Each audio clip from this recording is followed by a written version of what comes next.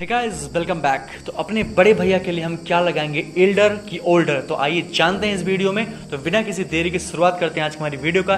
Let's begin the video and subscribe the channel now. दोस्तों आइए कहानी को हम आगे बढ़ाते हैं एक नए अंदाज के साथ।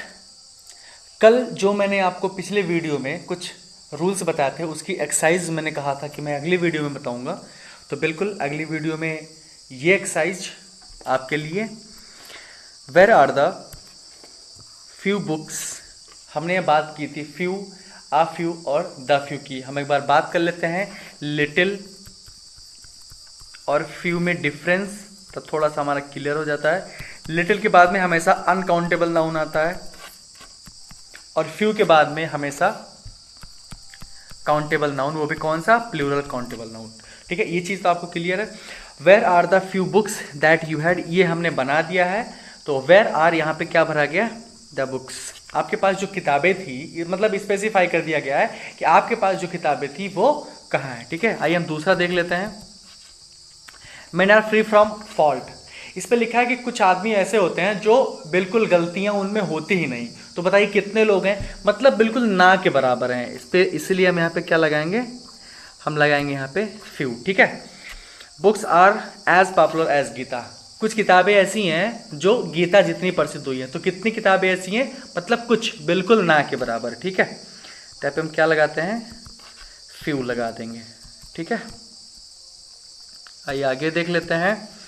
Mukesh is with me for few days. अब याद रखिएगा कि किसी आदमी के लाइफ में बहुत ढेर सारा दिन होता है। अगर वो कुछ दिन किसी के साथ में बिता लेता है तो वो बिल्कुल ना के बराबर ही होता है ना। तो यहाँ पे हम क्या लगा दें, यहाँ पे हम लगा देंगे फ्यू डेज। ठीक है, एक आदमी के लाइफ में बहुत दिन होता है और वो अगर कुछ दिन किसी के साथ बिताता है तो कुछ ही दिन बिताता है, बिल्कुल ना के बराबर। ठीक है, okay. Mister Thakur spoke word, अब यहाँ पे लिखना है कि कितने वर्ड बोले, तो बिल्कुल ना के बराबर नहीं लिख सकते हैं हम। चलो ठीक है, थोड़ा वर्ड बोला, मतलब ना से थोड़ा सा ऊपर, इसको हम लिख सकते हैं आ few word and set down. ठीक है, अच्छा आप एक चीज माइंड कर रहे होंगे, इसके बाद में देखिए प्लूरल काउंटेबल नाउन आ रहा है, आपको दिख रहा होगा प्लूरल काउंटेबल नाउन आ रहा है। अच्छा, word he spoke were full of wisdom, जो भी शब्द उसने बोले वो बिल्कुल कैसे भरे हुए थे, बिल्कुल एकदम बहुत उसमें लग रहा था कि इसमें विद्वता से पूरा भरा हुआ है। ठीक है, तो इस पर हम लिख देंगे द वर्ड, ये स्पेसिफाई है, जितने भी शब्द उसने बोले वो सब एकदम लग रहा था कोई ना कोई विद्वान बोल रहा है इसको। ठीक है, अब छोटा सा अब रूल देख लेते हैं भाई। फ्यू, आ फ्यू और द फ्यू के साथ में हम क्या लगाते हैं, हम लगाते हैं प्लूरल काउंटेबल नाउन। अब बात कर लेते हैं हम difference between little and few की।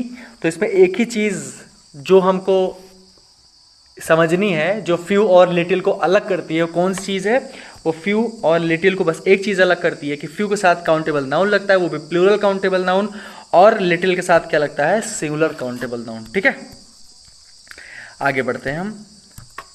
Use of all and whole, all and whole बहुत ही ज़्यादा ये क्वेश्चन पूछा जाता है।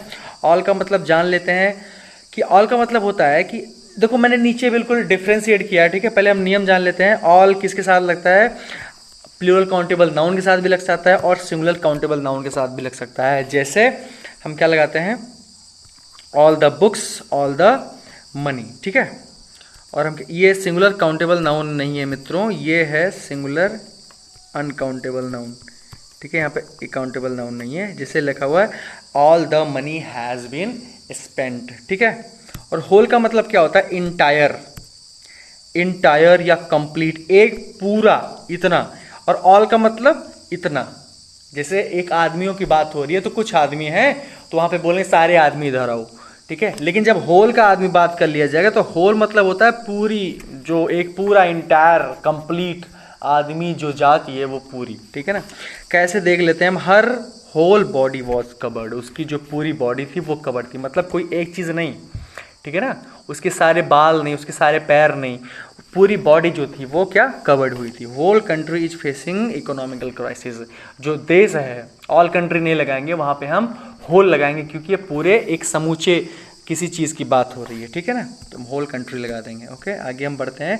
अब मैंने डिफरेंस लिखा हुआ है यहाँ पे, ऑल और होल में difference, to show the number of person और थिंग, ये नंबर शो करता है। याद रखिएगा, ऑल क्या शो करता है, नंबर शो करता है, और होल क्या शो करता है, ये पूरी एक, ठीक है, कि it is use to make sense of whole part of a person thing. ये किसी वस्तु या व्यक्ति के पूरे समूह, पूरे भाग की बात करता है, ठीक है।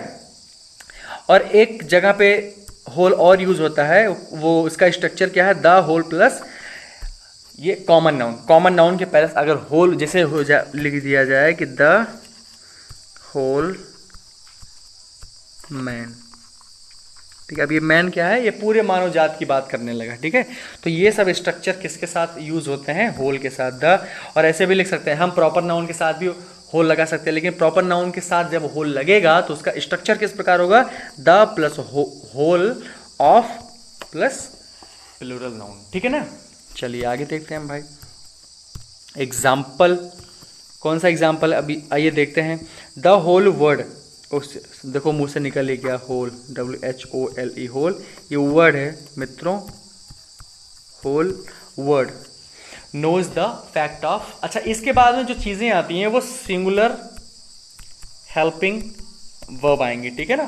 जैसे द होल के बाद में कुछ भी आया, कोई नाउन आया, तो ये क्या क्या लेगा, ये सिंगुलर हेल्पिंग वर्ब लेगा, ठीक है। और देखते हैं द स्टूडेंट वर अब्सेंट। अब हो जाएगा यहाँ पे ऑल द स्टूडेंट। अब यहाँ पे किसी एक छोटे से शहर या छोटे से स्कूल या कहीं भी बात हो रही है, मतलब पूरा समूचा विश्व का बात तो हो नहीं रहा है। यहाँ पे क्या हो जाएगा, all the student were absent. A man are mortal, याद रखिए मैन आर मॉर्टल। एक चीज आपको याद होना चाहिए कि यहाँ पे आर लगा हुआ है, ठीक है। यहाँ पे हम क्या लगा देंगे, यहाँ पे लगेगा होल मैन इज मॉर्टल, ठीक है। या अगर ये अकेले आएगा तब क्या हो जाएगा, मैन इज मॉर्टल, ठीक है ना। या तो मैन आर मॉर्टल, ठीक है। आगे बढ़ लेते हैं भाई।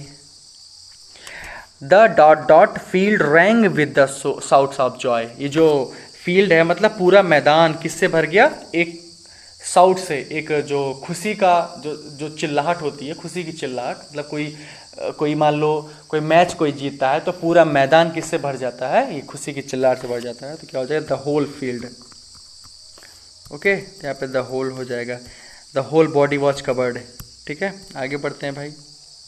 एक चीज़ ये मुझे आप कमेंट सेक्शन में बताइए, यहाँ पे क्या भरा जाएगा, the money has been stolen, ठीक है। आइए बात करते हैं use of elder, eldest, older और ओल्डेस्ट की। तो याद रखिए कि एल्डर का यूज हमेशा अपने फैमिली मेंबर का कोई अगर बड़ा सदस्य है तो उसके लिए यूज होता है। जैसे लिखा है कि एल्डर मतलब होता है कि मेंबर ऑफ सेम फैमिली, वो भी कौन से, कोई आदमी हमसे बड़ा हो या बड़े हो, रिस्पेक्टेड हो, ठीक है। उनके लिए हम क्या लगाएंगे, एल्डर लगाएंगे।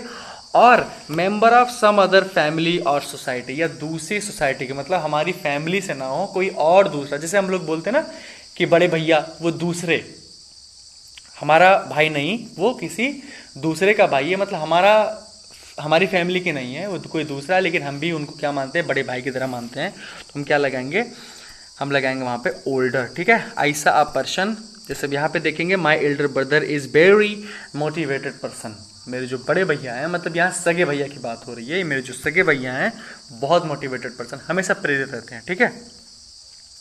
आई सा a person I was like my older brother, मैंने एक आदमी देखा, वो बिल्कुल मेरे कैसे दिख रहा है, ओल्डर ब्रदर की तरह दिख रहा है, मतलब मेरे भैया की तरह दिख रहा है वो मेरे बिल्कुल, ओके।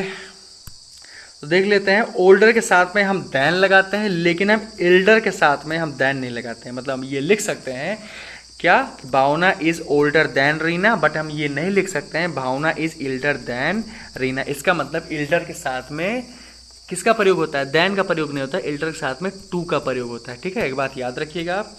और अगर एल्डर का प्रयोग किसी प्लूरल की तरह होता है, जैसे एल्डर्स हो गया, ठीक है। एल्डर्स का प्रयोग जैसे ओल्ड रिस्पेक्टेड पीपल के रूप में होता है, जैसे कहीं पे यूज हो गया एल्डर्स, ठीक है।